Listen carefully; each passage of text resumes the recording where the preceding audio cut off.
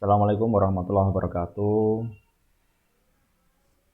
Salam sehat untuk semua siswa MTS dan SMP dimanapun Anda berada. Khusus MTSN Kota Madiun kelas prakarya 9 SKS, semoga tetap diberi kesehatan oleh Allah Subhanahu wa taala.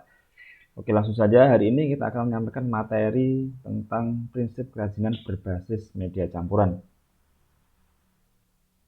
Tentang prinsip saja. Jadi untuk materi lainnya akan kita sampaikan secara parsial minggu depan, dan minggu depan sesuai dengan metrik yang sudah kita buat kemarin. Sebelum masuk ke prinsip, alangkah baiknya kita tahu dulu apa itu kerajinan berbasis media campuran, yaitu karya kerajinan yang dibuat dengan menggabungkan berbagai bahan agar didapatkan hasil karya yang lebih disukai semua kalangan. Jadi misinya kerajinan berbasis media campuran itu harus menggabungkan berbagai bahan, tidak cuma satu. Berbagai bahan dengan tujuan agar karyanya lebih disukai oleh semua kalangan. Bisa anak kecil, orang dewasa, atau remaja lebih menyukainya karena bahannya variatif. Alasannya kenapa harus pakai media campuran, setidaknya di buku BSE yang sudah kita bagikan kemarin, itu ada 4 alasan. Yang pertama alasannya yaitu kekurangan bahan baku atau memanfaatkan bahan baku yang tidak banyak jumlahnya. Sebagai contohnya di sini kita pakai tempurung kelapa. Hampir di semua daerah di Jawa Timur, terutama di daerah saya Blitar, di Madiun, itu tempurung kelapa sudah mulai langka. Karena pohon kelapanya sudah mulai punah juga. Jadi mau tidak mau, kalau jika ingin berkarya dengan tempurung kelapa, jadi harus menggunakan bahan baku tambahan agar lebih memiliki nilai jual. Dan yang kedua, alasannya itu menghindari bentuk yang monoton, biar tidak sama terus. Jadi perlu ditambahkan beberapa aksen-aksen atau media atau bahan lain agar lebih menarik. Atau yang ketiga, alasannya meningkatkan estetika pada tampilan produk, lebih menarik. Jadi ketika bahan itu tidak hanya satu jenis, ada 2-3 bahan, nanti akan lebih menarik. Sebagai contohnya tas ini. Jadi tas ini lebih menarik daripada tempurung kelapa yang hanya fungsinya untuk takap lampu semacam ini. Jadi dia lebih menarik karena ada campur-campurannya. Untuk gagangnya ada material sendiri. Ini ditempel di media kain yang khusus, ada resletingnya, jelas sebuah fungsi lain yang lebih estetis. Dan juga alasan yang terakhir, lebih terlihat modern ketika materialnya itu ditambahkan, disentuhkan dengan bahan-bahan lebih modern.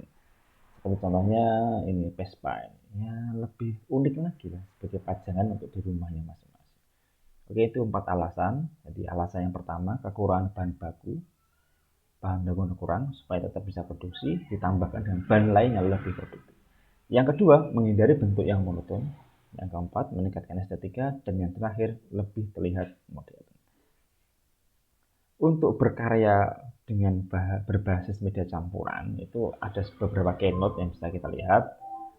Memiliki kemauan keras, berani mencoba, tidak pantang menyerah, ulet, berani ambil risiko, bertanggung jawab, kreatif, dan terampil. Jadi apapun ceritanya, ketika karya itu sudah terdiri dari banyak media, maka tekniknya pun sudah berbeda, tantangannya berbeda. Jadi harus memiliki kemauan yang keras dan juga harus berani mencoba. Apapun resikonya, apapun hasilnya, harus berani mencoba dan tidak boleh pantang menyerah. Bisa jadi ketika kita mix media, mencampur media, menggabungkan berbagai media, kadang gagal, nggak bisa sesuai yang diinginkan. Terus kita coba lagi, harus ulet, harus bertanggung jawab. Ketika udah jadi, harus siap menanggung resikonya. Ketika bahan itu dengan harga yang lebih tinggi dan kreatif setelah terampil. Oke, jadi ketika menggabungkan media itu biasanya akan menimbulkan harus memiliki ini keynote semacam ini biar karyanya jadi dan sangat penuh estetik, lebih berkesan dan dapat diterima oleh semua khalayak. Untuk prinsipnya, di buku BSE itu ditampilkan ada 5 prinsip berkarya media campuran. Jadi ketika 5 prinsip ini nanti dipenuhi, maka insya Allah kerajinan itu sudah bisa dianggap sebagai kerajinan berbasis campuran. Prinsip yang pertama yaitu penggabungan berbagai bahan yang tidak memiliki reaksi kimia tertentu ketika dilakukan penggabungan. Jadi tidak boleh misalkan bahan dasar kerajinannya adalah karet, kemudian dicampur, digabungkan dengan cat basis minyak. Nggak bisa. Atau bahannya styrofoam campur dengan bensin, wah nggak jadi. Jadi penggabungan bahan itu harus tidak terjadi reaksi kimia. Jadi harus normal. Seperti hanya kayak batok kelapa campur dengan karet atau mungkin campur dengan benang, dilem di sana, tidak ada reaksi kimia, aman. Jadi penggabungannya harus tidak memiliki reaksi kimia tertentu. Prinsip kedua, bahan yang digunakan terdiri dari berbagai jenis.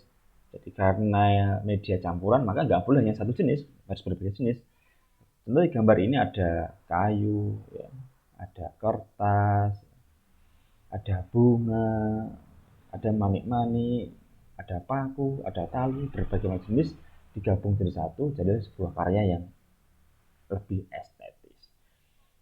Yang prinsip ketiga, bahan dapat terdiri dari bahan homogen atau heterogen. Artinya bahan itu bisa campuran dari bahan alam dengan bahan alam, atau bahan alam dengan bahan buatan, atau bahan buatan dengan bahan buatan. Boleh dimix demikian rupa. Yang penting lebih dari satu bahan. Prinsip yang ketiga, prinsip yang keempat, itu masing-masing bahan memiliki karakteristik sendiri yang saling mendukung terwujudnya keindahan estetika dari sebuah produk karya kerajinan yang dibuat. Contohnya ini adalah cincin yang dibuat dari kayu, kemudian dibalut dengan resin bening, dicampur dengan bunga-bunga di dalamnya. Wah, ini sebuah kolaborasi yang sangat epik sekali. Jadi, kayunya sendiri memiliki tekstur yang bagus, lembut. Kemudian karakteristiknya kalau kayu itu lebih awet, tahan tentang korosi dan sebagainya. Digabungkan, dimixkan, dicampurkan dengan resin gilap. Jadi kesannya lebih lux dan lebih modern, lebih istimewa. Yang nomor 5, penggabungan bahan yang dilakukan harus dapat menyatu dengan bahan lain sehingga terjadi kesatuan dan harmonisasi.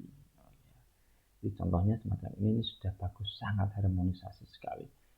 Jadi aksen transparannya resin dicampur dengan butiran bunga-bunga yang semacam ini. Buah cincin. Jadi menyatu banget. Jadi tak bisa bayangkan kalau bunga ini tidak menyatu ke dalam resin, dia hanya nempel di permukaannya, ketika dipakai anti gogrok atau jatuh itu sudah tidak menyatu lagi, kurang harmonis. Harmonisasinya harus penting. Oke, cukup. Itu adalah 5 prinsip dasar berkerajinan dengan media campuran.